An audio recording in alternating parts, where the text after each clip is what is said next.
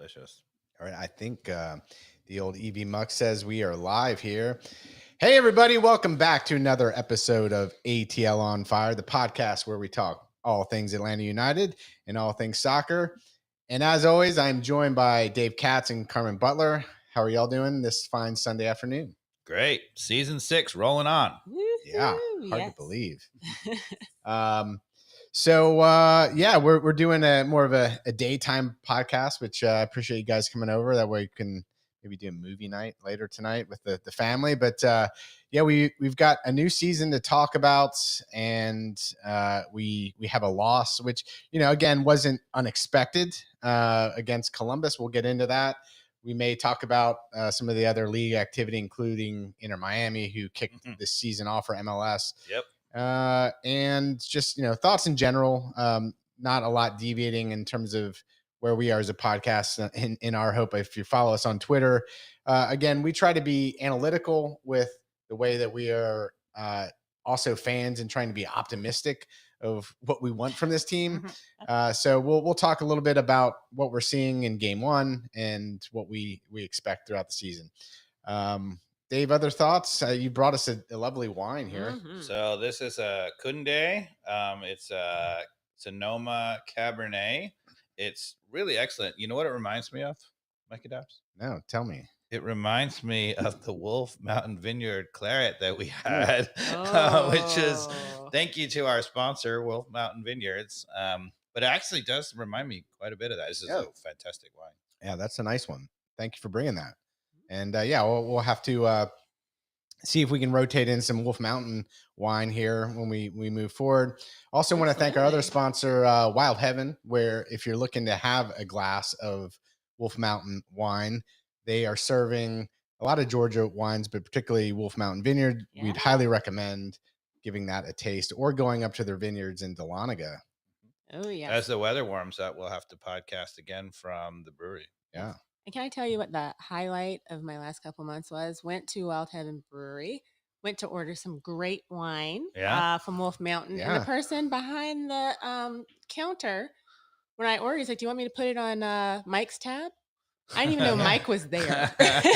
He just recognized my voice and knew I was connected to Hayden you. is on top of it. Yeah. ATL on Fire podcast tab. But I was there on a Friday for Don't happy tell hour. the audience about it. But yeah, good time had. All right. So we got some good wine here as we get going. Again, I am fired up. A little bit of energy doing this in the middle of the day. Again, it's really tough doing a podcast on Atlanta United, Dave. I'm going to be honest with you. It's not going to be that tough. You don't think so? No, I'm a little bit more optimistic. Oh, I like it. I like this. Optimistic in terms of where we're going to finish at the end of the season in the East? I mean, we could go. We can return to our predictions in a minute. Okay. But I think the optimism starts with the starting lineup. Yeah, we have a fantastic talent in our starting lineup. Yeah, so very worried about our depth, though. You want to run through it? Yeah, go ahead. Who did we start in this Columbus game? Because I think certainly an upgrade, as you and I were texting back and forth, over the lineup that we saw in the last playoff Columbus game to end 2023. Yeah, so if we start in the back, we were wondering whether it was going to be Guzan or Cohen. Guzan gets the nod. What do you think? I think we predicted that. I predicted that. Yep. I, again, would have rather seen Cohen in there. Even if they're on par in terms of performance of preseason, at some point as a head coach, you have to hedge your bets, right? You have to make a difficult, strong decision on what's best for the club moving forward, Dave. Mm-hmm. Even if it means Cohen is going to make some mistakes early on. We know Guzan's going to make some mistakes early on. He's lost a step. I'd rather give the overall commitment to Cohen, if he's proved at practice at this point, that he's at least deserved of a chance to be the starter and who we're going to lean on in terms of the future. Yeah. I'm okay, on the road in the very first game at Columbus, the reigning champions. I'm okay with Guzan starting. You don't have the jitters that Cohen might have, whatever. But if that would be, basically a prelude to then the first game at home, you start Cohen and then you say, all right, look, I'm going to establish right from the beginning that I'm going to have a competition, that we're each going to get a chance, etc. Do you think that's going to happen? I don't know. I don't think that's going to happen. Never. I don't think so. I mean, Pineda, you know, I mean, for better or worse, he's not a tinkerer, right? I mean, he you know, he doesn't play around with it. He doesn't have a different lineup on the road than he does at home. You know, sometimes coaches will develop two different, you know, systems almost, or two different slight versions of the tactics, one for being on the road, one for being at home. That doesn't seem to be Pineda, and there's good things and bad things about that. But as a overall team where we have a wonderful starting lineup on paper anyway, I feel like we need some tinkering as things move forward here early on. Well, let's keep going. Let's keep going. Out of the back line is Wiley and Lennon. Williams. That was a big surprise over Peralta's gone, but over Abram, right?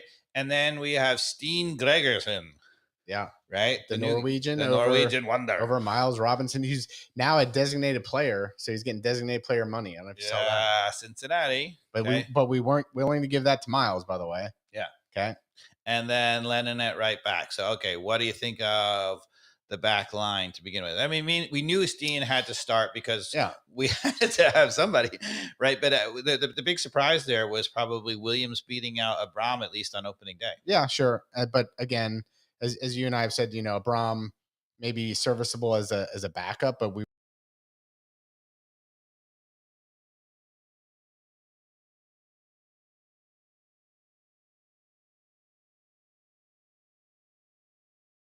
talk about what we thought about him during the game, but so there's our back line. Yep. And then in front, you were wrong. You thought also Pineda was going to be in the midfield. You mean center midfield? Our 6. Yes, in front of the back line. In front of the back line. Gotcha. We had kind of a heated debate because you thought Pineda would be even so stubborn to be conservative on game one, not long term. I think you would agree long term Schließ is our guy. No, I thought he was going to be stubborn and just play with Dax McCarty for a while. Yeah. But to be fair to me, I said that was crazy. You got to start crazy. Schließ. Yeah, because so he didn't. Tommy, who joined our last podcast, was saying you're crazy. I agreed that you were crazy. So we all agree that at least Pineda got that all right. of us wanted the same decision. We just disagreed about whether Pineda would get that decision. Correct. So, but he got that. But Pineda did get that right. Correct. Okay. So we started with Schließ and Muyumba in the center midfield, and also with Almada. Yep. That was the 3 guys in the center. Nothing unexpected there. So far the lineup is exactly. I mean, the lineup was exactly what I thought it was going to be. And we'll talk in a minute about the Muyumba Schließ, partnership. But already, you look at that lineup and you say, talent-wise, we started, ladies and gentlemen of the podcast listeners, right? We started in Columbus with Fortune and Rossetto. Now, part of that was due to the fact that Almada was suspended for the first game, the craziness that was him playing in that last game at Cincinnati and getting sent off when he never should have been on the field. Which we called ahead of time. He never should have been on the field. Anyway, but so part of it was that. But at the end of the day, we started with Fortune Rossetto, right? In the last and Muyumba as the center midfield. And we got absolutely killed by Aiden Morris and Nagbe in that game.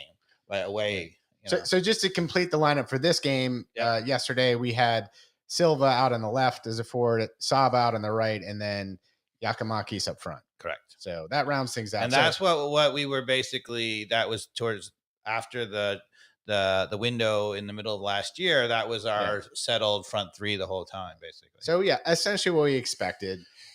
We feel like Cohen would have been a better goalie choice to kick things off. But that's the only. But an upgrade, right, versus the playoff lineup. Oh, for sure. Well, upgrade in midfield, for sure. The question is it an upgrade over Miles Robinson and Abram? Don't know. Okay. Right. Again, the jury was out. We can talk about after this game. Do you want to just jump into that? Because I think you do a better job of eyeballing that. I found particularly hard to watch that game. There's a bad shadow in the stadium, which made the game very difficult to watch and really focus on. So that was tough because I was in an outside environment too, which was adding glare. So all in all, what was your take on our center backs? So I was really impressed with Steen Gregersen. Yeah. Okay. So there's a couple of things. So first of all, outside of maybe the first opening 3 to 5 minutes of the game where I thought he was a little hesitant, understandably, first match in Atlanta United uniform. He actually seemed, I was worried, I'm always talking about how you got to get up and challenge and make things hard for people, right? And one of the things that kept happening to us, particularly with Abram last year, is he just kept dropping deeper and deeper and deeper. And Purata did some of that too. And Robinson got more frustrated. Eventually, he started stepping up, but he would then become over aggressive stepping up because he was so pissed off that nobody was protecting the back four. And anyway, Steen actually, so first of all, two things. One, reading the game, he was moving around, he was looking, and also as the game wore on, he was not hesitant at all to step up. So that's one thing. And then the second thing is he was quite pacey. On the penalty kick that he gave up, right, which was not his fault at all. He made up ground like you wouldn't believe to come and make that play. And then there was one late in the game. I can't remember who it was for Columbus, whether it was Cucho or whether it was somebody else, but he actually just balled and caught, ran, side by side. I think it was with Cucho and muscled him off the ball, or maybe Matan. I can't remember what it was, but made an amazing one-on-one play. So he's got pace. He's not afraid to muscle a little bit, and he's looking around, including, we talked about this on the preview, Carmen, right? That I said he has this reputation of being really smart and reading the game. And I said, that's good and bad, right? Great, because that's awesome, right? But, but bad in that, our defensive tactics is so crazy that I was like, maybe get frustrated. And already in the first half, there was a play when Lennon is pinched so far in, he's pointing like, what the hell are you doing? Yeah. And then he actually ran outside of Lennon to go get that guy. You've got to get me the minute marker on Apple TV to see this, because I really want to see, because there were so many other moments where I'm like, Miles is like literally bumping shoulders with him. I wonder what he's thinking right now. Let's see if I wrote down the minute. 23rd minute, Steen furiously pointing outside of Lennon at the wide open player, and then goes outside of Lennon to defend. And we almost give up a goal because he was late getting out there, and they played it in behind him. So it was a shambolic decision in the end. But it's hard to blame him, because he's like, dude, why are we not marking? Yeah.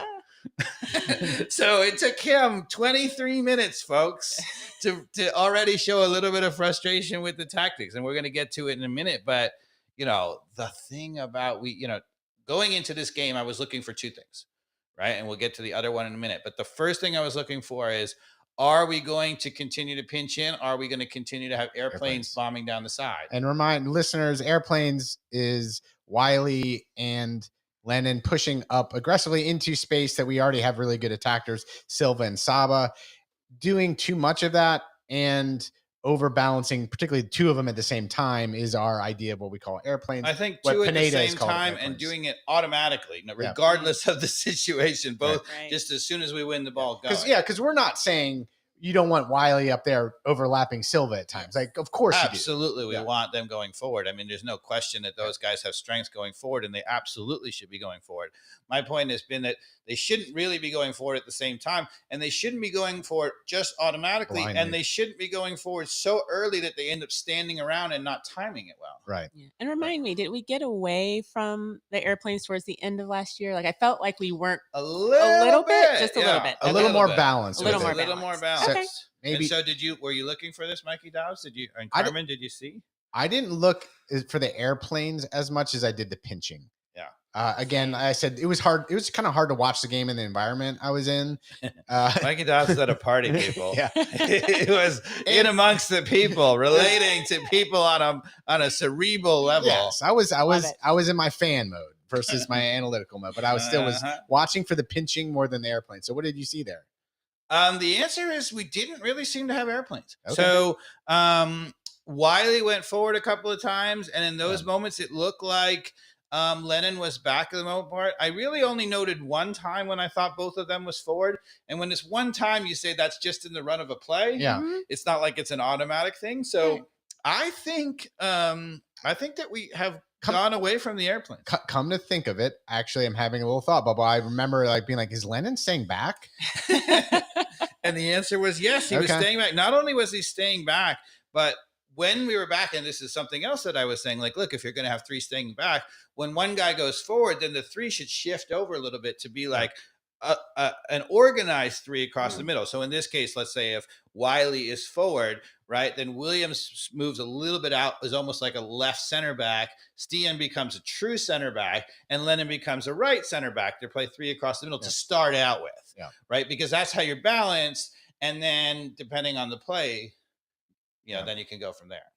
And that's what they were doing. Yeah. They actually looked like a couple of times, not only did they have three back, but they were more shifted over. So I was like, hey. Okay. All right. So anything else on Gregerson, or do you want to shift to any sort of opinion on Derek Williams? Well, I don't know. I mean, I think maybe after we go through the highlights of the first goal, I want to maybe look at the highlights that we gave up the penalty kick, because I don't know what in the world Williams was doing on that. And so maybe Carmen can get that up for a little bit later. But for now, I think so. Overall, I was not that impressed with Williams. Twofold. One, he didn't really. So he did seem to be aggressive. I like that. And he was coming out a number of times and trying to actually win whatever ball. But it was a little bit late. He didn't seem to be really reading it that well. And he was caught a number of times just in no man's land, where he wasn't really all the way there and he wasn't all the way back. And that's the worst. Well, I'm going to let Carmen cue up the first goal as we talk a little bit more. But what was your first impression of Bartosz Slisz? Bartosz Slisz looked to me terrific. So he was composed on the ball. I know, people might out there might be shouting. He gave it away, especially at the end of the game. He seemed to tire a little bit.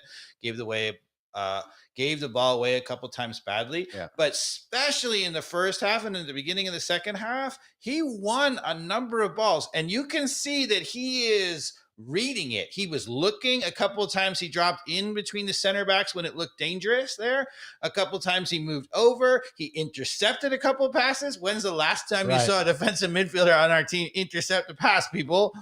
Now, the interesting thing is that it was very clear that Muyumba and Slisz were playing the dreaded double pivot, right? So the dreaded double pivot means that they play side by side and they're supposed to take turns, and the first thought might be, look, Muyumba's a pretty good defender. Slisz is a defensive midfielder. You're kind of playing two defensive midfielders, which Pineda has never done before. So then the obvious thing is to do a double pivot. And I would say no. And here's why. Because in my opinion, and I would like to hear, maybe you can take me to task about it, but I think Muyumba is an excellent defender, but not good defensively. Okay. And what I mean by that is he's all action. He gets in a tackle. He's really active. But his reading of the game and, figuring out, they were talking about in this game about how Nagbe never looks like he's sprinting around because he's always reading. He's always in the right spot, right? Yeah. And that is not Muyumba. Yeah. Nagbe does the messy. He walks into the space, 5 seconds before he needs to be there. Yes. And Muyumba is not that guy. Muyumba is like, he's speeding around. Fleeting all around. And so to me, it seems much more obvious to play them front back. That Slisz should be a true defensive midfielder with a free range to go anywhere left, right.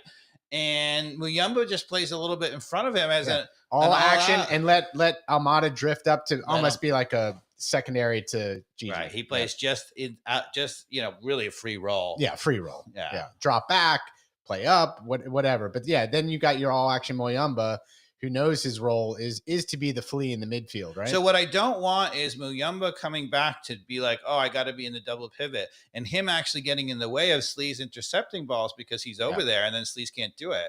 Where I'd rather see is Slisz always being ball side, right? Always reading it as the first guy, because Muyumba then can have a little bit of license to go forward and do other things, be involved in the attack, be a bridge, if you will, between the back and the front. And then when we lose the ball, his all action can either double team or go seek out the weak side. So Slisz is ball side, trying to get on that first ball when you try to play it forward, slow their attack down. And then Muyumba's job is to recover weak side in the middle. So we're about to go to the first goal, but I also want to point out to the small bubble of Twitter comments that I get on like us it's not being so small anymore, right? Yeah, but yeah, it's just the fact that we are harsh on Pineda and want to move on. True, but it's not just based on the fact that we've got poor results, because we've got very average results given the talent and the investment that Atlanta United put forth. But it's about what we're observing, Dave, and it's about what we're observing over and over again. And so as we get to the first goal, like if you go back and watch any of our YouTube videos and or listen to our podcast, this idea of pinching in has now it's become my curse. It's become something that Dave pointed out to me, and I. Once you see it, you can't unsee it. Once you see it, you can't unsee it. That's so true. And as someone who, played competitive soccer myself and was taught to pinch in, right, and I played the right back position many a time, pinching in was something was ingrained in some of the coaching that I received. So as you've said, that's fine at certain levels of soccer. As you get to these more elite levels, you have to close that space. You have to get up early, out wide, and not give them a free pass, as you've talked about. So be there to maybe have a chance of interception, be there to disrupt and maybe have a chance of a good tackle, or just slow things down. Or again, like you said, maybe in position to foul them if it's a really good pass, right? Good passes happen. So the other thing that you can do by being closer to there, and maybe Carmen can go freeze it at the beginning of that play. Yeah, I think that's a good one. A little bit further ahead. Back when the right back has the ball, just freeze it there. Mata on the Atlanta United side deny Cucho initially, but now run a little bit. Yeah, so Cucho out wide back. Rossi with a shot. Being a little bit closer to there, you can just prevent them from even taking that option. So right now, where we have it frozen, right? Columbus has the ball in the right back, right, and Cucho Hernandez is standing right on the touchline, right out wide, right, and for God only knows what reason, Wiley is pinched in all the way in the middle. The ball is on his side. It's ball side. So if he's standing out there next to Cucho, right, what is that guy going to do? He's going to turn around and play it to his goalkeeper and recycle it. Yeah. He won't even try. Yeah, and I mean, literally, if he passes it to Cucho now, which he doesn't, right, it's a very dangerous situation given it's their best player. Very creative. There's going to be pressure put on us. So why he's not out there to disrupt it is beyond us. And who's standing right next to him? To Wiley, right? So there is a guy. So they're playing. It almost looks like, so they have 1, 2, 3, 4, 5, 6 across the front line, right? So Columbus does, right? There's 6 players up top. So you might be like, well, that's why he's there, because he's overbalanced. But look who's standing next to Wiley.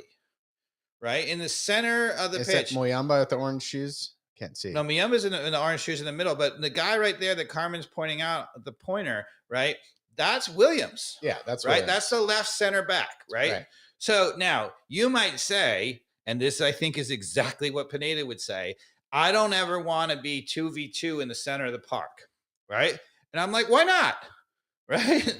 I mean, so not only is she, first of all, you're not just absolutely 2v2 in the center of the park, because you can have a defensive midfielder just protecting that, right? But right now, what should happen... It's a lot better than being 0v0 against Cucho. Exactly. Exactly, right? I mean, because right now, you've made it so easy for their right back to play forward, right? He can find Cucho, right? So right now, what should happen is Wiley should be, since it's ball side, right? Wiley should be literally holding Cucho's shirt.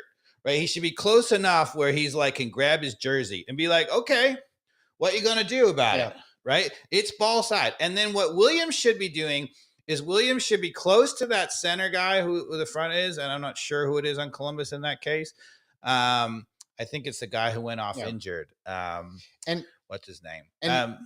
But anyway, in any case, so if Williams was over marking them and maybe even a little bit past him so that he can cover, you might say, all right, well then what if they play in behind Wiley? First of all, Wiley is fast enough to stay with Cucho, right? So in a foot race, when it's played in behind, he should be able to handle it. Yeah. Second of all, that's where your center back reads it. So if Williams is playing in the guy in the center, right, he can read off of that and he can come help with that. So if he tries to split that, right, why not Williams come cut that out? Now, Stian would then be with the guy who he's on, right?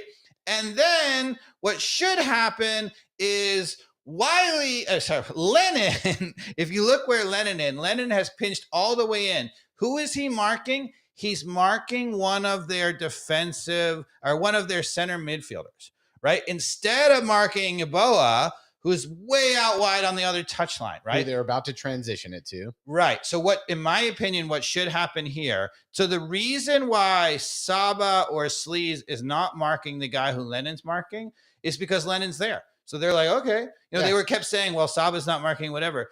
I have no problem there. I would rather see Lennon out further enough. Now, he shouldn't be over there like holding his jersey because the ball's on the opposite side of the field, but close enough where if they're stupid enough to try to play a 60-yard switch ball, right, that he's going to come and intercept it, right? But he's so pinched in, by the time that happens, he's got to be conservative. Yeah, so in my opinion, it should have been Muyumba on the guy who he's on, and I think Sleaze should be right there, in the double pivot. Or in my case, if I were playing it the way I was playing it, Sleaze would be over there where Muyumba is, and Muyumba would be on the weak side, right, covering in. But it doesn't matter. Those two should be 2v2 versus their midfielders. Right. Your whole thing starts with the philosophy of the center back should be managing their own guys, which frees up these other options. Yeah, and actually, to be honest, the number of times that they have that many players forward it's a line of 6 there, basically. Is not going to happen that often, right? But in my opinion, the outside backs for Atlanta United should primarily be responsible for the wingers of the other team, right? That's your number one job. And in the middle, the way you play 3v2 is you play the 2 center backs and you play defensive midfielder just in front of it, right? And that's 3v2 then instead of whatever. And I just would encourage everybody to go back, watch the game, watch how many other times this pinching scenario occurs, how it is very easy to, again, play the ball out wide into open green space where 0 chance for an interception. I love that. 0 chance for a tackle, 0 chance for a foul. Yeah, because the other thing you would say is, all right, where's our vaunted pressing, right? So in this case, Gigi's right in the middle, right? And you could say, all right, Gigi and Almada could be coming over there and pressing him and forcing him into a bad ball. If they come sprinting over, where's he going to play it? Right? If Gigi or Almada comes from the middle and presses it, where is he playing? Well, he's going to play to Cucho. He's going to play to Cucho. Here's a wide open pass to Cucho. Yeah. I mean, and that press is totally useless. If they sprint the 30 yards over there, you cannot, I say this over and over and over, you cannot press if you don't match up in the back. And we don't match up in the back out wide, so you cannot press. I also want to point out, so Giakoumakis is doing what I call kind of the messaging to the rest of the team, right? So what he's trying to do, I would imagine, Gigi, is actually tell everybody, pass it to Cucho. Yep. Because he's trying to prevent him from switching the field. Yeah, he's trying to prevent it. He's trying to prevent it from him being able to square it, basically, and have him recycle it through the back, right? Yep. So he's telling everybody else, get wide on Cucho because that's where he's going to pass it. Right. And that also means, to your point, Lennon needs to be a little further out to make sure that wide open green space in the back isn't totally available, that he can, disrupt it, which doesn't happen. So if you play this, right, you can see him play the ball out where, again, Lennon. And watch while the ball is in the air, watch Lennon. So usually on a 60-yard ball across from back to front, he should have plenty of time. The tilt the possession battle really in the last 5 minutes, the Crew. Now you got 15 So he yards. just played a 60-yard ball across the field. I mean, literally from I don't know, 10 yards off the touchline on the right side, or 10 yards off the sideline on the right side to 5 yards off the sideline on the left side. I mean, that is and he ballooned that ball. It's not like he pinged it, right? And still, Lennon is a good 15 yards away from him. Yeah, he drops back and just watches it float over. And to be fair, at that point, once you're so tucked in, Mikey Dobbs and I were talking about this ahead of the podcast. He's like, well, why isn't he working harder to get out there? I'm like, the problem is at that point, if you're so far in, if you come out there, you're just diving in, right? He has a chance to go right by I also blame a little on Lennon there because that ball was so ballooned that he could have gotten there had he been on his horse. Yeah. Or at least been a lot closer by the time it got there. Exactly. He doesn't need to be totally on top of him, but make him think a little bit more. And so now this is an interesting thing, right? Because what's actually going to happen now is that Wiley takes a couple steps towards Yeboah, right? And what happens is that he actually doesn't go by him or anything. He actually going to play in behind him. And you could say, all right, well, Sleaze is right next to that guy, right? Actually, it's not Sleaze because Sleaze is right in the middle. Gregerson. It's actually Gregerson is pointing in the back, and the guy who's supposed to be with him is Saba, right? Do you want Saba tracking that guy into the back corner? No. Right. So in my opinion, so you might say, okay, Stian's got to do a better job of recovering over there quicker. Right. But at the end of the day, what should be happening is once that ball is successfully played, now you've put Saba and Stian in a bad position because he has all day to pick up his head and find that run. So now you're going to ask Saba to track that guy. Saba was, when that ball was made, was basically in the center circle. Right. And so he's already recovered 15 yards, and now you're going to ask him to track another 30, right? You don't want that. Yeah. Why do you want Saba tracking 50 yards back into our corner? And to your point earlier, you were saying Saba should have been back earlier, but he wasn't because Lennon was marking that guy. Yeah. Right. So had Saba been back earlier, right, then none of this would be. So if Lennon had, and you're making an absolutely good point here. So part of defending is by closing players down early, you signal to the other players the decisions. Right. So what happened here is because he was inside, he didn't signal to Saba that he did signal to Saba that I have that guy. Yeah, so Saba wasn't marking him. And now he's running out there and Saba's like, oh, I got to get this guy. So you've now had to make a switch, right? And whenever you make a switch, so this is what offenses want. Offenses want defenders switching all the time. And this is such a moment here because had Lennon been a little further out, Saba would have read this earlier and been here 5 seconds ago. Yeah, I think it would have been Sleaze, but I actually would like to see Saba up the field because what I would like to see is on that 60-yard ball, I would like to see Lennon coming up and heading it to Saba, and away we go on a counterattack. That's what I want to see. Right? We had not only do we get killed and give up a goal, but we have no chance to get a counterattack here. Even there's a 60-yard ball over the top. That should be like counterattack city. So if Lennon had won that and headed it one time to Saba and then got on his horse and started running, now we have 2v1. Almada's joining the thing. This is what we're good at. We're really good at this. Yeah. But you have to create those turnovers in a place where they're not ready. So Columbus is pretty committed here, right? They had, as he showed you, they had 6 across the back, and they only have 2 guys back. So if we can turn them over here, we can absolutely kill. There is no way they can handle Gigi or Almada. So just imagine your mind if Lennon is pretty aggressively out right there, and he lobs that ball out there and heads it up to Saba.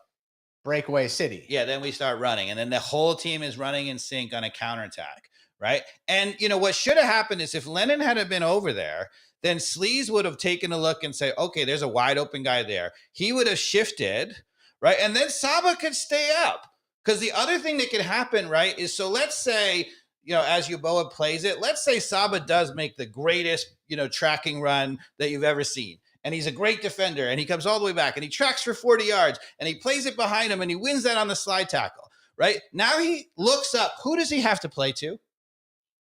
Oh, there's no one. No one, because I've said this over and over on the podcast. It's now Saba playing to Saba. Saba's supposed to be up there for an outlet, but Saba's actually tracking in the back. So this is what drives me crazy about the whole system is, Pineda is asking our forwards, and he does this for Silva too, to track in behind because of the pinching in. And that means not only do we not get a counterattack, not only do we give them an open play and they get a cross and a goal, but we also, when we win the ball, we can't counter because there's nobody to play to.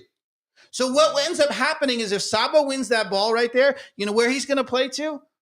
Guzan. He's going to play a back ball. Or he's going to launch it up to nobody. To a hopeful Gigi who, if it's in the right or try to force a crazy ball to Almada or whatever. Whereas what should happen is it should be Sleaze on that guy. It should be Lennon either winning it off the 60-yard ball over, right? Even if Lennon can't win it, maybe the guy makes an amazing play and heads it over him or whatever. Then Sleaze and Stian are still back. Yeah. I'm with you. So now play it. Here they are again. He plays. That switch to the left side. Play it ahead.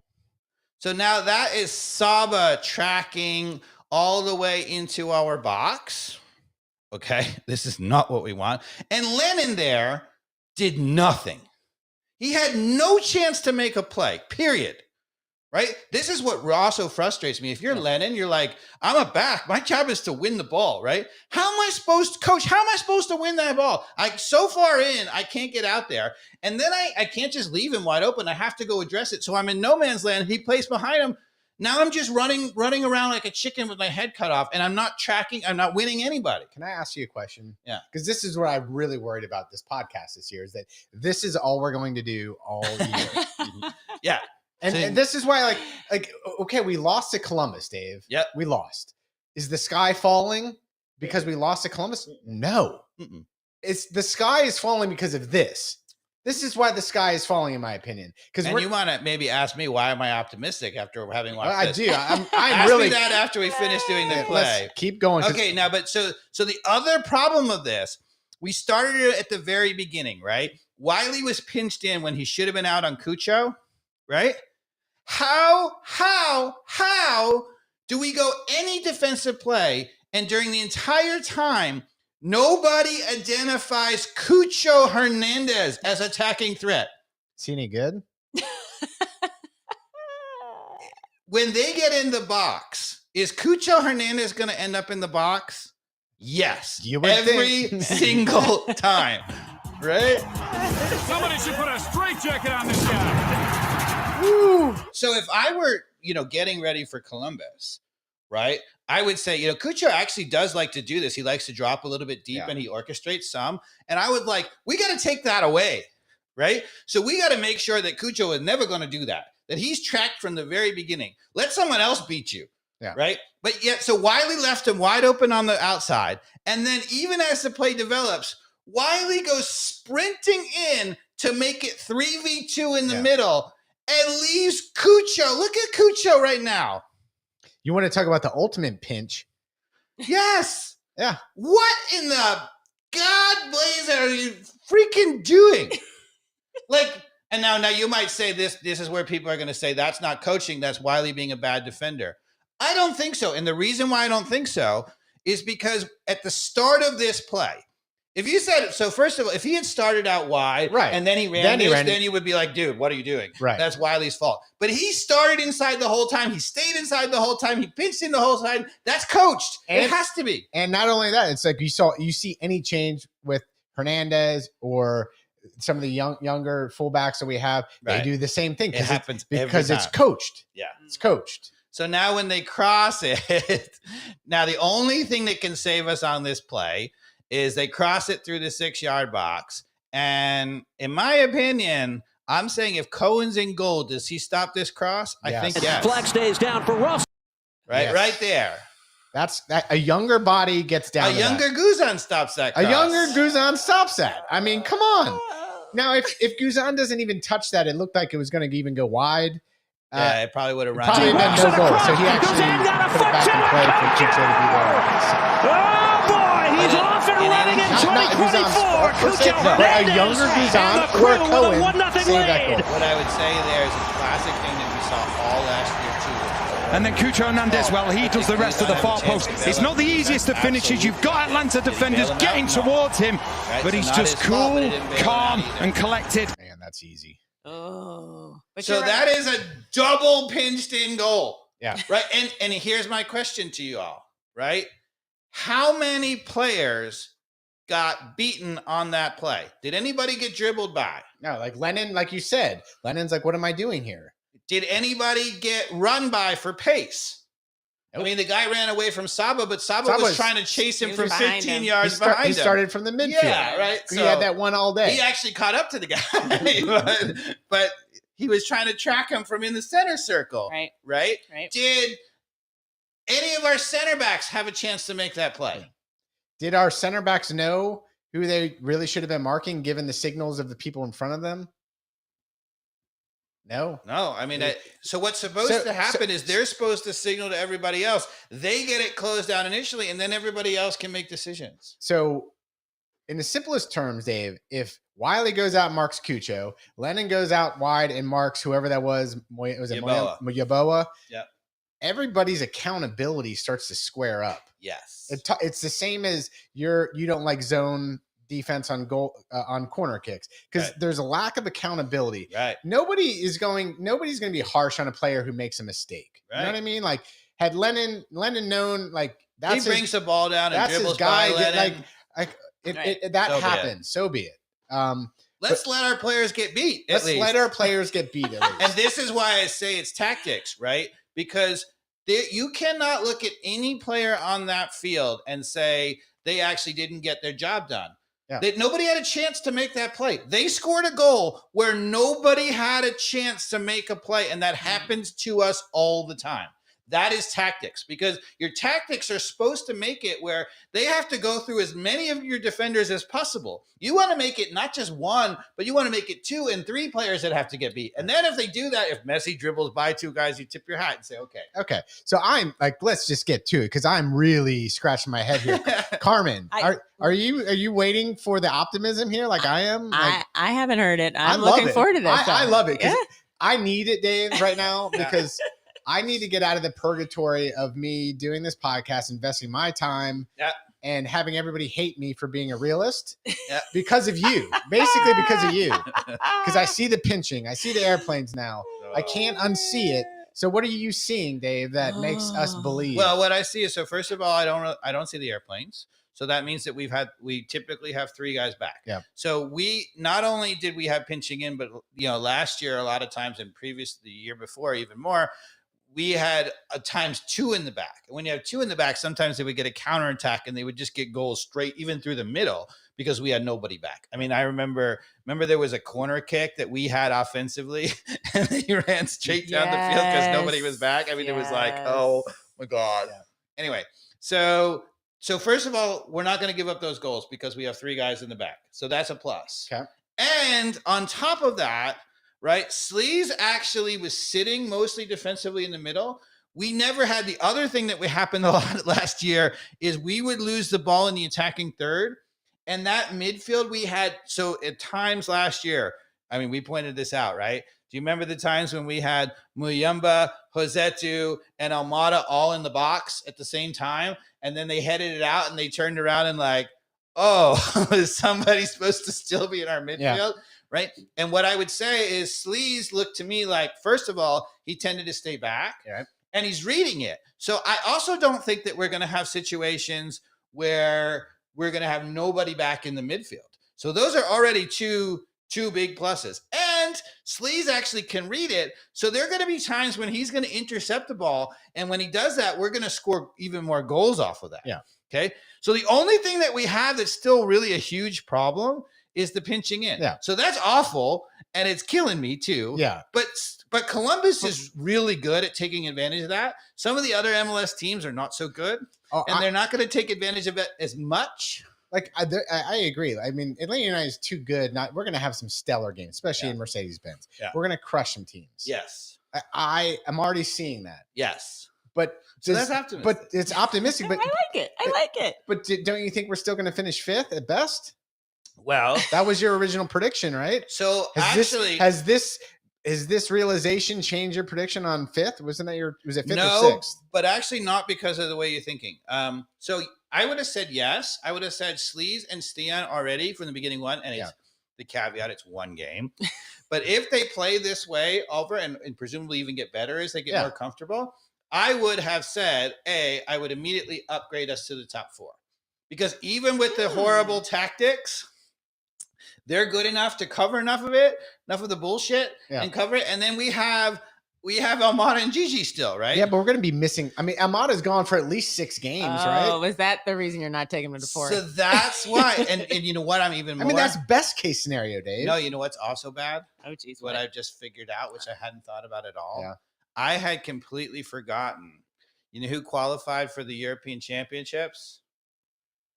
Greece. Oh. You know who's the captain of Greece? I couldn't guess. Gigi is the captain of Greece. No. You know who's going to miss a month in the middle of the season?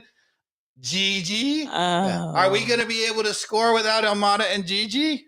No. No. Oh my! I forgot about that. Wow. Yeah. And look, June 14th to July 14th, European Championships. And look, this is not for once. And then there's like some build up. He has to leave earlier to get, so obviously Greece is not going to be in it till the final probably, but jinxed us probably. But he's got to go for at least a couple weeks to train with the team beforehand. So is it Pineda's fault that Gigi and Almada are going to be gone for these windows? No. But is it Pineda's fault that he doesn't have a plan B? Well, yeah, but not only does he not have a plan B, but the other thing is you would say, all right, okay, you can survive that because when we're here, we have such a good team. You just rack up points. And even if you slip a little bit while those guys are,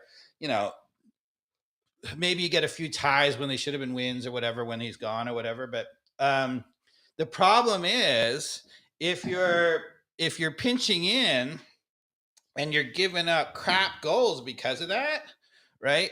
Then when Gigi leaves for a month, right, you've already dropped a point here and there because of a crap goal that you gave up, because of that. Let's be fair. That game should have been 3-4-0. They missed some really easy opportunities, Columbus. So what did we show in terms of real chances on goal, though? I felt like it was really not exciting in the area of the game we should have been exciting on with everybody healthy, and I get it. It's, to me, that's where I do give a pass. First game of the season, Almada is back from flying in from an airplane trip. He's our creative guy. But man, it does have me worried that we're not also maximizing those top four, Dave. Where if you throw All Action Moyamba in there, that's five players that are attacking. Well, okay, overlapping Wiley. I didn't see anything that really gave me like, man, we've got a plan to serve balls into Giakoumakis. We've got a plan to make sure that Almada gets a lot of really good shots on goal. I didn't see any of that. Almada had a really good look. One really good look. And I remember had one really good look, right? It wasn't a ton, but they had a good look. I mean, there was one Gigi. Even Almada's shot, which ended up being like low on the ground, like wasn't. Yeah, he totally mishit it. The one where I think it came off the goalkeeper, and Gigi had the rebound, and he thought he had put it away, and the goalkeeper came and made. It was a bit lucky, but that was a goal for sure. It was a goal for sure. Right. That's one. The expected goals had to have been super high, and Gigi he put it away for sure. And then the other one that was Almada bent one in the far post, and their defender hit it, just outside the 6. He flicked it with his head. The goalkeeper was completely beaten. That was right. Was that the side volley thing, or what was that? I think he just bent it. I remember the side volley you're talking about. Yeah, the side volley that dropped to Gigi, and he never got the side volley off because the defender came in and made somebody else. It hit off somebody's leg. Yeah. But anyway, so there was a couple like my flashes. point about that being that we didn't actually play that well offensively, and that's again I think a detriment to our tactics because when you go in Columbus, this is a very good team.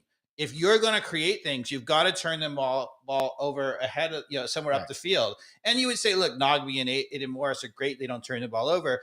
But you have to do it sometimes, and that's what we're talking about, the tactics. We're not having the tactics to turn them over ahead of time, and that's why we didn't really have that many chances. That being said, even with how poorly we played overall, right, we still could have had a couple of goals, right, because those guys are so good. Yeah. No, right? I hear you. But what I'm worried too is like there's at least going to be 4 to 6 games where they're not there to be so good. They're just not going to be here. That's okay. So that's why I don't have us in the top 4. You have that. B, you have a very tough tactic that's not happening, which is our 2 center backs do not have the narrative to mark up and be accountable for their 2 guys, which then allows Wiley and Lennon to get out wide. So the pinching is going to continue. What do you see as any sort of potential change? Going to continue. Yeah. Well, unless there's an Aros Campoyo incident with Stian. Yeah. I mean, Stian might just literally go to Pineda and be like, what the F are we doing here? Why don't you let us defend? Right? Why is Lennon holding my hand? I don't need him holding my hand. Right? I am good enough. Yeah. Let me play. Yeah. And that's, to be honest, that's what happened with Miles. And that's why I think he's in Cincinnati and not here, because he was getting frustrated at the end. Yeah. And I think you can already see it in the first 23 minutes. So, and hopefully this is right. Miles, that was maybe he's too young and not as assertive to maybe say, why is Lennon or whomever not out wide? Gregerson's going to say it and say what the problem is. He came from Europe, and he's he's 28 years old, and he's probably like So there's hope, I guess, there, right? Maybe. Yeah. Actually, I think if you're an Atlanta United fan, I mean, who knows how it will go down? He could get benched, and then it's really bad. But I could see Pineda doing that. No. Yeah. Really? If he has a fight with him, if he has a fight with tactics, I think Pineda's. I think that's how that guy is. I don't think he'll take the feedback. And then put in Abram, whatever his name is, and Williams. Yeah. I think Pineda's really good at the fake locker room kumbaya stuff. But he's insecure. He's insecure. That's the problem. Exactly. He doesn't have enough confidence to know that he's right. And so if somebody is like, when Martinez had the arrows come Poyam on it, that was coming because Martinez, I think, was critical of some of the. Here's a perfect example. I think Pineda is smart enough to realize he should give Cohen the starting role. Okay. But it's too much of a chicken shit to do it. I concur with that assessment. And that's part of the problem. Like, this is his first coaching job, right? This is like Atlanta United is his first like real. And so I'm not saying like I wouldn't like I have empathy for that. Right. So I say this with just me being a podcast person saying he's a chicken shit, but I think that in hindsight, he'll look back and say, probably should have started Cohen at the very, I don't know. We'll see what the runway is here. Like maybe Dave's not wrong. Maybe game one, that's fine. But at some point in the very near future, we better start seeing Cohen or he's being a chicken. And I think he would admit it too. Because at some point, I don't know. I'm not at practices either. None of us are at practices. So, but I get it. That decision, that one's tough. Like I think most people to sit Guzan, it's going to be hard. But to pull a central defender because he disagrees with you. Now, granted, we have seen it happen from Pineda. I'm not saying that he wouldn't do it. Like I'm not 100%. But I think he knows his job is on the line. He's got to win. You cannot. I mean, at least from what I've seen, the guy is good, better than Abram. Yeah. And so I feel like as a central defender, you got to keep him. And even if he steps to him, is like, this makes no sense. He might not change it. Yeah. I can't see him sitting him. Well, I mean, we know that Joseph Martinez was better than Miguel Barry. Oh, well. And he was stubborn enough because of the conflict there. You make good points. That's how Pineda is. He's insecure. Oh, dang it, Dobbs. You make a good point. If there's a bulldog fight, he's going to be like, I'm the coach, man. Oh, you're right. God, and he can't manage it the right way. Maybe Carmen, you can pull up when we gave up the penalty kick. Okay. Because I think we can talk about Williams. But I agree with everything you guys are saying. That but I'm optimistic because if you solve a bunch of the things, which I think certainly are midfield. One of the things that was interesting is that we couldn't understand is that. I'm like, why does Pineda never play with two defensive midfielders, especially on the road? Like he had at times, at the beginning of last year, we had Ibarra and Sosa. He could have played with both of them, right? And we just had no defensive presence. And he felt like, okay, at most I can play one. And it ended up being Rossetto, who doesn't even play defense, right? Yeah. So, but now, I don't know whether it's just because he thinks they're better players, but we're kind of playing with two defensive midfielders. Yeah. At least Muyumba plays some defense. And Sleaze is a true defensive midfielder, right? So we're playing with two defensive midfielders. That is a huge change, right? Because honestly, we don't need Rossetto or Ibarra going forward. Yeah. We have Almada, Gigi, Silva, Saba. I think that's more naturally sorting itself because Moyama knows he can't go crush Almada's space. He's got to let him have some of that all-around area, and maybe he can just sit behind him a little bit more. So I love the idea that, if Muyumba gets a real more freedom role and it really can be all action, he can be even better than he was. Yeah. And you won't have what I was worried about is the fans getting on Muyumba because defensively his awareness is not good. Not awareness, but like in close action, like he can win a ball and he's got the skill to quickly get it to Almada, which is what really you want. Good outlet passes. He makes really good outlet passes, right? So if you've got, Bartosz Sleaze behind cleaning things up, I think it's and helpful. I'm going to say one other thing, which I don't think I've ever said. Ooh. I thought the subs were terrific. I thought absolutely that we made the right subs. So first of all, in the second half, we were a lot better. I remember Wolf coming in for Silva. Yeah, so Silva didn't play that well, and he brought on Wolf, and I thought the change of pace was great, and Wolf makes sense out there. Yeah. And that was sort of a like for like, but it's a guy, Wolf, who I think in the last 10 minutes can really play that role. Yeah, I mean, the stats say he's got per minute the best score yes. stats in the league. I think the moments that we saw Wolf start, which was occasionally, he just didn't look that good. Yeah. He really, I think, looks good when the defenders are a little tired and he's just buzzing around. Yeah, and he should have confidence. He's playing well. So I like that. And then the other thing is he brought off Muyumba and he brought on Fortune. Okay, so he actually went in the end. You know, it's funny. We're chasing the game. We're down 1-0, and he actually went to more defensive in the midfield because I think Fortune, to be honest, is a little bit more of a defensive midfielder. And we didn't have Mascara to bring in, which would have been maybe a good Saba sub for some energy the last 15 minutes, 20 minutes of the game. I actually am going to disagree with you. You know, you were talking earlier about how, you know, maybe we don't have any depth. You know, I love McCarty as a depth guy. I think Fortune as a depth guy. If he's not starting, if he's coming in last 20 minutes and bringing some of the energy, great. I think Wolf in that role. I mean, I think you're right in that over a month, if we don't have a striker, then we got a problem because we don't have a lead the line kind of striker. But I do love our depth at the moment in terms of, you know, we haven't seen Firmino yet, who I think can probably do some things. Last 10 minutes, we have actually Mascara, Firmino, Wolf. We have some guys who can change the game in the last 10 minutes in that role. I like all those guys. But the problem I have with those guys, I like them as the last 20-minute players. Right. I agree. So we're going to go through long windows, though, Dave, if they have to be doing 90 minutes. Okay. So now that brings us to something we haven't discussed, right? So our backup striker, Jamal Tiare. Do you know what happened to Tiare? No. I know he was not available. Right. What happened? Tiare. What had happened? He's in the concussion protocol for something he got into in practice. Does that surprise anybody with Tiare? And for the listeners, he ran into something where he got a concussion in practice. How many guys get a concussion in practice? I've had one. That also makes sense. That makes sense. There you go. Come on. But Tiare, the walking red card guy, happened to somehow manage to get himself a concussion in practice. Oh, goodness. Okay. So, but I agree with you. I don't think Tiare. But, you know, the thing about it is, you know, we have a little bit of flexibility. Like, you know, people are like, well, what happens if Gigi goes down? If Gigi goes down, to me, the obvious thing is that Silva plays the leading line guy. I think he can do that. Absolutely. He's that kind of a player. And then you just bring in either a Mascara or a Wolf as the other winger. So I don't think, you know, I think that the backup striker is already on the field as a winger. Okay.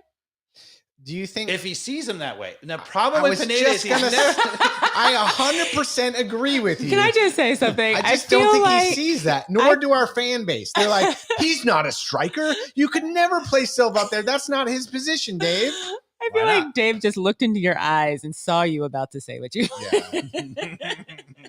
These are the people I'm up against. Of course, Silva can be productive up there if the need, like, because the other choice is we get a guy go in and get a red card.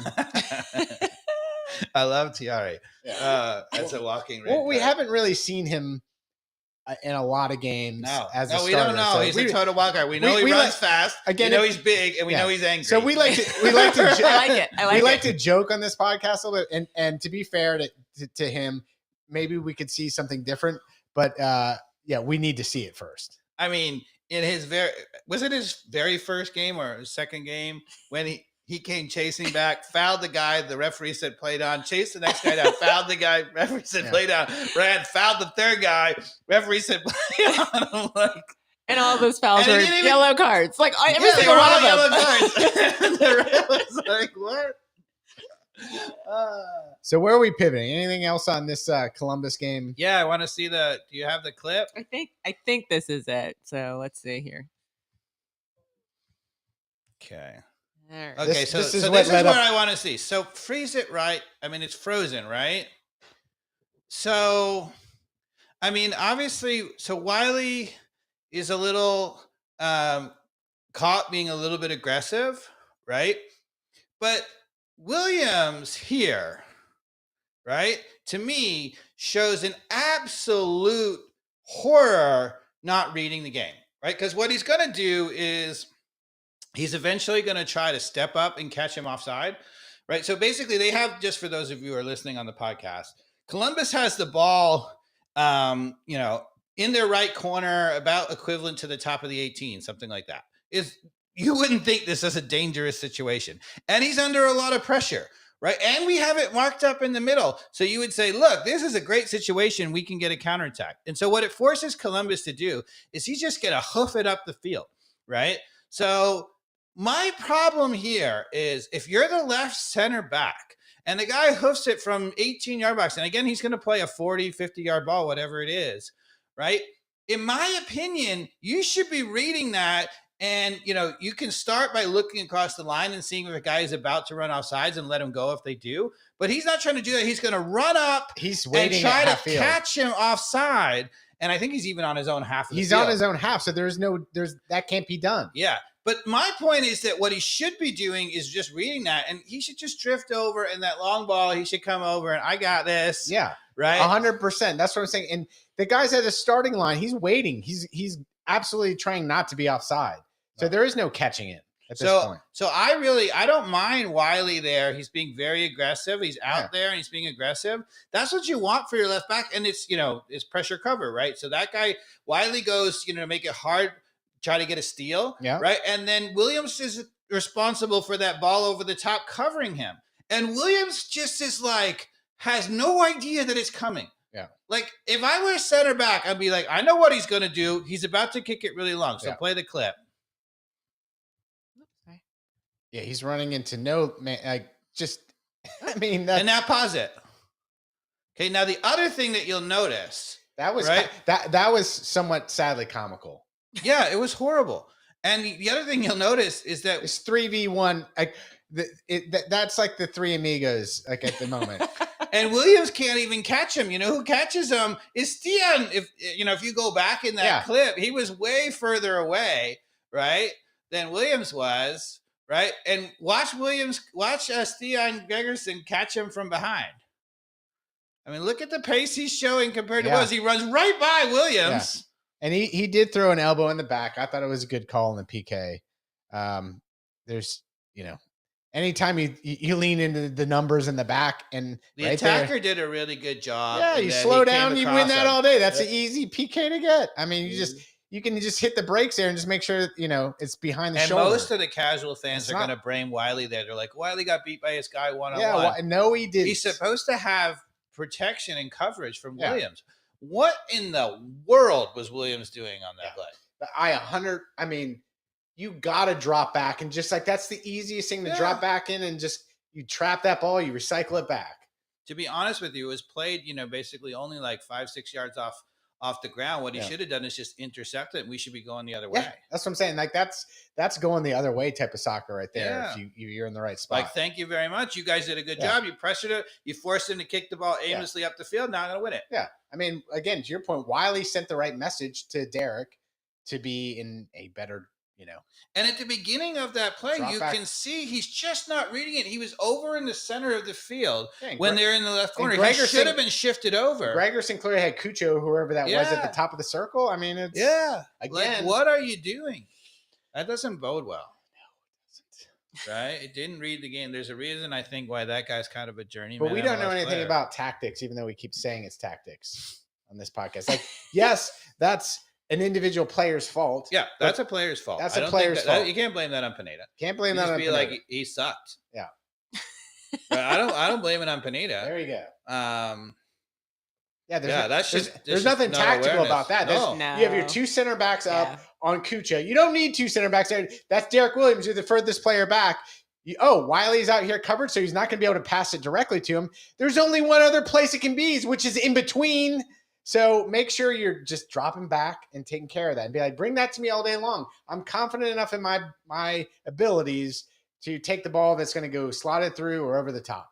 If you're a youth player out there and you listen to the podcast and you're watching this or whatever, you should never be just flat watching the game, right? So you always need to be shifting 5-6 yards, constantly moving. And what you see there, what he should have been doing is saying, look, they're in the right corner. I'm going to just shift over a little bit, constantly moving a little bit, so that when that ball plays, it's easy. Yeah. Right. He was just like switched off. He was like watching the game, switched off, and then he's about to kick it. Oh, maybe I'll step up. Like, it was clear that he was switched off. Oh. Right. And when because he's like, oh, they're in their far corner. You cannot switch off. This is a tough game. And even if they're in their back corner, you don't need to be like doing crazy things, but just, shifting your weight a little bit, jogging over a little bit. Because at the end, ball side. Because at the end of the day, that was 3v1 because Cucho is dropping back. Yeah. He's dropping back deep. And so he's like, we're screwed. He has no outlet. Gregerson's like, I got him. Right. He's like, make sure you drop back and make sure nothing goes behind here. Mm-hmm. And there it goes.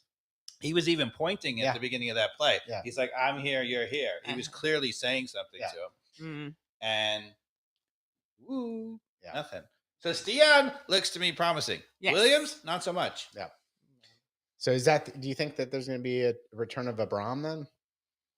I don't know. Abram's not any better. I know. Well, I think he might be a little better, but I'm not sure. A little better, I feel like. I mean, we've only got one game. We don't know. Yeah. We don't know.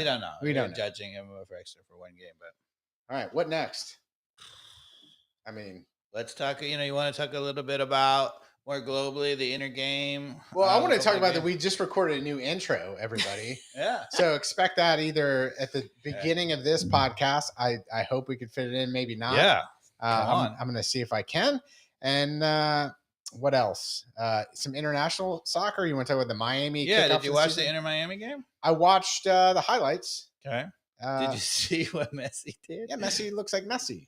But pretty much. Did you see the one where the defender fell down and he's just running full speed and he just flipped it over literally full speed? I missed that. Oh my god! It was ridiculous. So the defender falls down. Not have been in the highlights. 18. It should have been the highlights, maybe, but maybe we weren't focused on it because you're watching Messi. But anyway, so the ball gets clicked in and it gets cleared and it ends up the goalkeeper makes a really bad outlet, kicks it right to Messi. Right. So Messi gets it. He looks up, maybe thinks about shooting. He shifts it to his left foot because that's what he likes to do. And then the defender comes over and he starts dribbling to the left.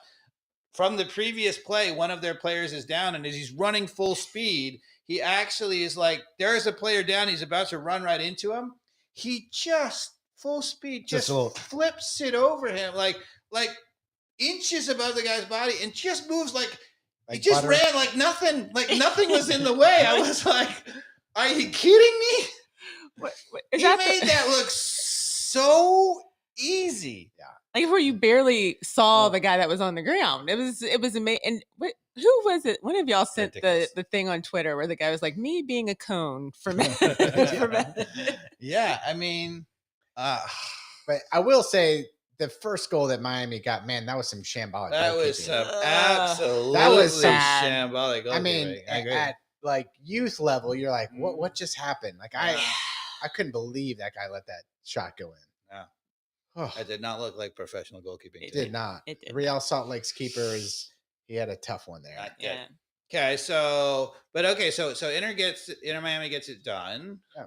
I don't think they looked awesome, but they, the thing is, that's the thing about Miami. They don't have to look awesome because Suarez and Messi just, one or two good plays and they're good. Suarez particular looks all of whatever he is, 37, 38 though. Oh, he didn't look good. He still scored a lot of goals in Brazil. I don't think he's going to score a lot of goals for Miami. That was my big takeaway from the Miami game is that Suarez, and granted it's the first game, I just don't see him being on fire. So where do you think Miami finishes then? I feel like at this point I'm second. Yeah. In that, second, first, third. I don't know. I would have put them more like 3. I think ultimately. So if Messi and Suarez play the entire year, you have all those guys: Jordi Alba, Messi, Suarez, Busquets. They play the entire year. Nobody gets hurt. Then I would have probably had him second or first. Yeah. But I just think that that's unlikely. I think there's too many matches. So I would have said that the two teams that are strong enough to stay above them are Cincinnati and Columbus. And Columbus is the class of the whole thing. There's nobody going to touch them. Well, and like I said, my prediction, if my memory serves correctly, I think I predicted Atlanta United to be 4th. Yeah, I think you did have, Mhm. and then we Okay. had it just below that at 5 or 6, Oh, right? yeah, you guys were 5 or 6, I Yeah. think.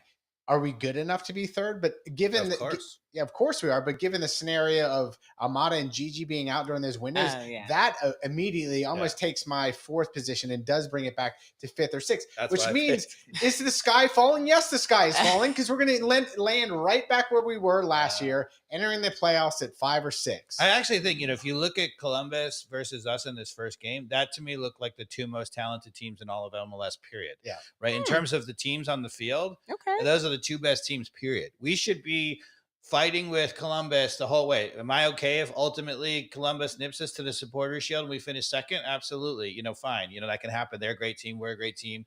Am I okay with us losing 1-0 there? Sure. Right. But the thing is, I don't see us fighting with Columbus for a Supporters Shield, and that's where we should be. If we had a bet, it looked like, to me, I was laughing. I was like, 2 amazing teams, 1 great coach. Yeah. And I'm not saying Pineda's a horrible coach, but he's nowhere in that league. And that team has getting as much out of the talent as they can get out. If you look now with our upgraded midfield, I think our forward line is better than theirs. Yeah. Right. I actually think that Gigi is as good as better as Cucho. I think it's a push, whatever. But I think obviously with Saba and Silva, and they have no answer to Almada. They don't have an Almada. No. Right. Their midfield was so much better than us in the playoffs. But our midfield is way better now. Right. With Sills and with Muyumba. Right. I still think that Aiden Morris and Nagbe are probably a better midfield. But, we were getting run over by them. And they had Nagbe and Aiden Morris versus Fortune and Josetu. Yeah, that was just not even that close. Was not pretty. Right. But I think now it's a little bit more of a wash, and even defensively. Yeah. Right. This last game was all about, to the point, like it was all tactics. It was not players getting beaten. Right. Other than Derek Williams in that one play with the penalty kick. Yeah. Which is a bonus. But like that was the exception to the rule of that game in terms of, again, the pinching in is the big solve. Their center back Camacho is really good, but I think Stian looks like he could be very good. Mm-hmm. I don't really see us. I think talent wise, we're very similar, and I might say we're better because they have no answer for Almada. We have what I think is the best player in the league, right? And when you're that should be the difference maker. This is what I'm also worried about, Dave. If you had an Almada, would you have a system that's designed to run through Almada? What do you see? What are you seeing from Pineda? What do you think he's trying to do, or what he's not doing at all to have this team run through Almada, who, by all accounts, to your point, I think is the best player in the MLS. He's a player as soon as you guys watch him on TV, everybody, that guy's head is up and looking. It's on a swivel. Mm-hmm.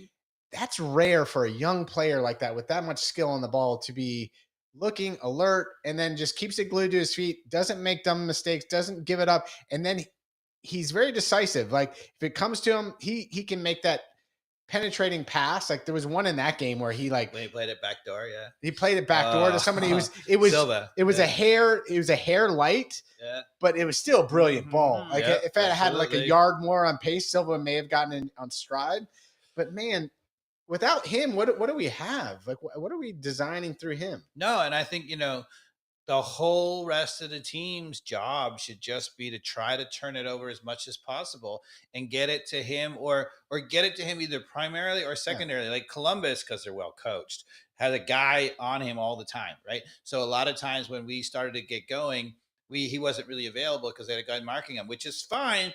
What should happen, as we were talking about on that clip that we gave up a goal, right? What should be is that easy outlet to Saba. Now Saba's running in space, and now you got to shift over and you can find Almada with the second ball and then forget it, right? Yeah. We have guys in Saba and Silva and Gigi up top who can hurt you even if you can't get Almada the ball right away. We have other players he can combine with. So all you have to do is get it organized and get it turned over a little bit somewhere up the field, and they will score bucket loads of goals. So it has nothing so if I can just, and I won't try to put words in your mouth, but just for simplicity of the listeners, again, the offense begins with the defense on being able to be well positioned where, again, everybody knows what their assignments are. Yep. And by winning your assignments, the ball is going to move very quickly back up to the most talented players on Atlanta United's team, which are Silva, Saba, obviously Almada and Gigi, right? Yep. So the sooner you get it to those feet, especially when there's any sort of gap, especially in the clip that we are looking at early where they end up getting the goal. Mm-hmm. If we get that going the other direction, that's where the magic happens. And the reason why I'm optimistic is because even though we have the stupid pinching in, because we have at least 3 guys back, and because we have Sleaze and Muyamba, what you'll see against the weaker teams is Sleaze and Muyamba are going to turn people over in the midfield. And when they do that, Almada is going to take care of the rest. Yeah. We're going to, when you see goals, you're going to see it. I mean, this is true in all of soccer now. Goals are not scored primarily. I mean, it happens every once in a while where you break a team down. The vast majority, over half the goals, even probably close to 70, maybe even 80% of the goals are turnovers in some situation, right? You force people to give you the ball. And you need to, be able to turn people over, and then you got to have people take advantage of it. A lot of teams don't even have that. So you can do it all.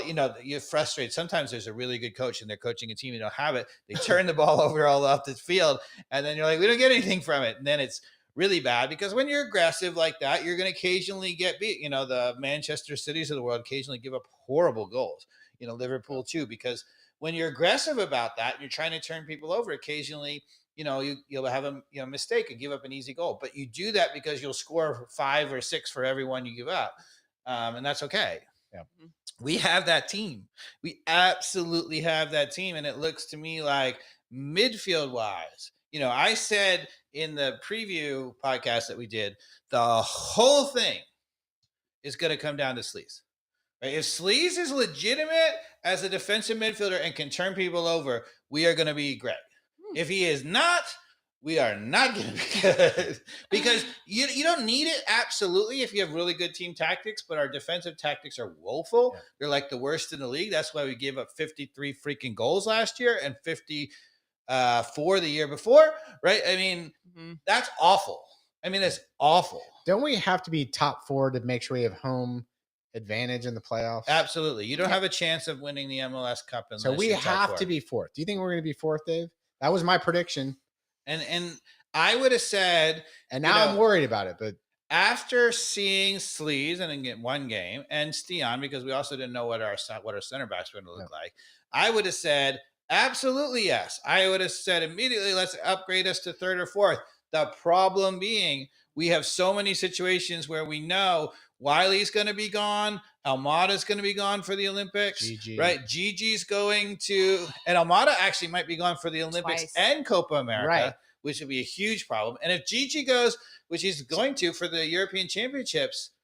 So what's the timeline of Olympics versus Copa America? They are basically back to back. So which is first? Copa America is in June, right? The Copa America is first. Copa America first, then Olympics. So correct. We could have like 8 weeks without Thiago Almada, our best player. We are nothing without him. I'm sorry. I agree. So if he's in Copa America, I mean, it's basically our whole season. So the Olympics is from late July to early August, and the European Championships and the Copa America are both before that.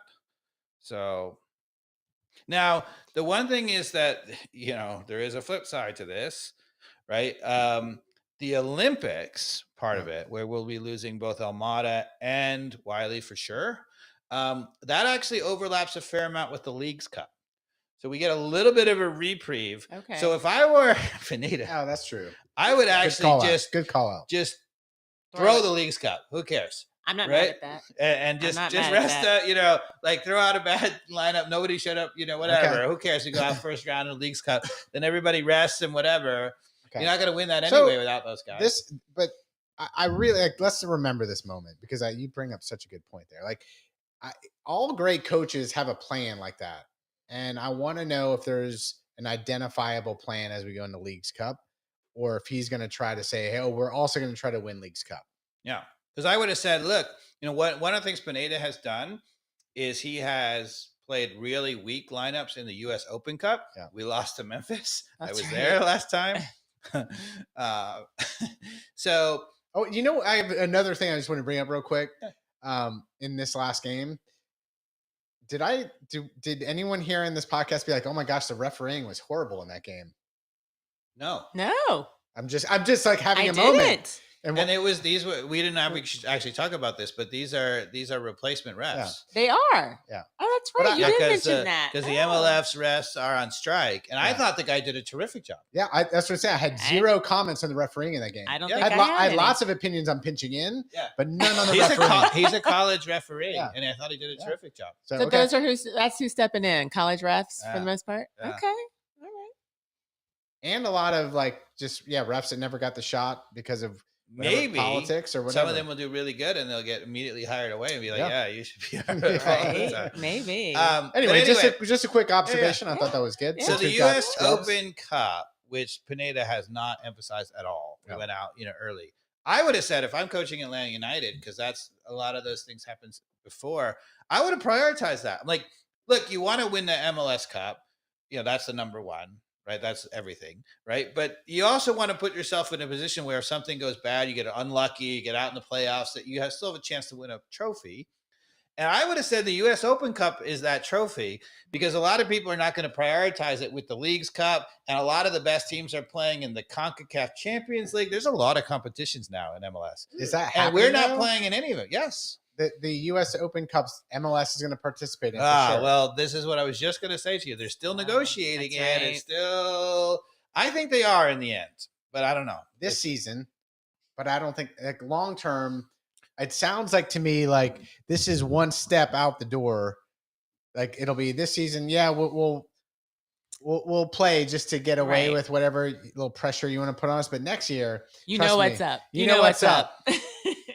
I don't know. I'll stay out of that politics. But if I were Pineda this year, I'd put some emphasis on that because you'll have your best players in that. And a lot of other people will be tired and not playing their best teams. Let's go try to win that. And does winning the U.S. Open Cup also get you into the CONCACAF Champions League? It gets you into the World Club Cup. The World Club Cup, which everybody covets. Well, as I sit here being like, those European clubs are like, that's the one we want. But you get, it's funny because it's FIFA. They don't want more money for some other fake tournament. But it's mandated, so the Champions League winner has to play in that. The Copa America, the Copa Libertadores Cup, the winner has to play in that. So you get to play some. Whoever the I mean, it's great. It's great for MLS, but I think not necessarily great for European clubs that have to like. But if you're an MLS coach now, which is nice. So one thing that's been a problem with MLS, I think, from the standpoint is too many teams make the playoffs, and then only one team wins the cup, right? Yeah. So in the past, there hasn't been that much to play for, but they've suddenly changed all that, right? Because the Champions League has become a real legit tournament. The Leagues Cup is a legitimate tournament. They still have the U.S. Open Cup. They now have the Supporters Shield, and they have the league title. There's 5 trophies to play for every MLS team. Yeah. So that's actually good. I think I'm just playing devil's advocate. Like, I don't know. U.S. Open Cup right now is tarnished. Like, is that sure? It certainly doesn't seem there's any commitment from MLS. Not going to be tarnished if you win it. We're still going to be celebrating. That's true. They'll take it. You got Leagues Cup. Leagues Cup is only in its second year. Everybody's claiming that's a money grab for MLS and Apple TV. And I think that's the segue to ultimately having a real legit, long-term competition between us and Liga MX for sure, which I think is going to be great. I don't think it's going to stay in that format forever, but I think it's a good segue. I think ultimately that's going to be awesome. Yeah. Supporter Shield matters not. It should be. It should, but it doesn't. I mean, that's Supporter Shield isn't even real. Let's not even talk about the Supporter Shield. Well, the other thing about the Supporter Shield doesn't even matter. Cincinnati were fantastic last year. Yep. They won the Supporter Shield. Yep.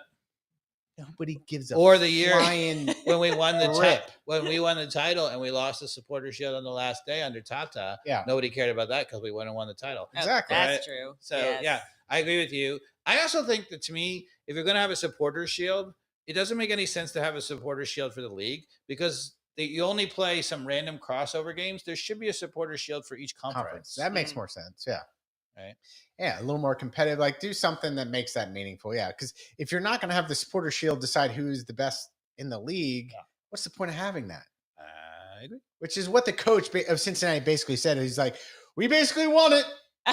Yeah, because he knew that the playoffs suck, and you sometimes you know these things happen. Exactly. And they got against the best team in the league. And he wasn't wrong. They probably were the best MLS team in the regular season. So in any other league in the world, they would have been champions. Yeah. But not in MLS because their rival Columbus got hot. You know, Wilfred Nancy. It took him the first third of the season to get his tactics across. They were during that period of time. The rest, and as I kept saying in this podcast over and over, by the time they hit middle of the season, they were the best team in the MLS. You did, and they were going to win it. They did. You did. So you know. All right. Have we talked about it all? I think we talked about it. We talked about Carmen, what else? I don't think y'all have anything else to discuss. All right. Thanks for tuning in again. It's another exciting season. And absolutely. And don't forget to go have a Wild Heaven beer or visit Dahlonega, Georgia for some Wolf Mountain Vineyard wine. Okay. Thanks, everybody. Take care. Guys. Bye.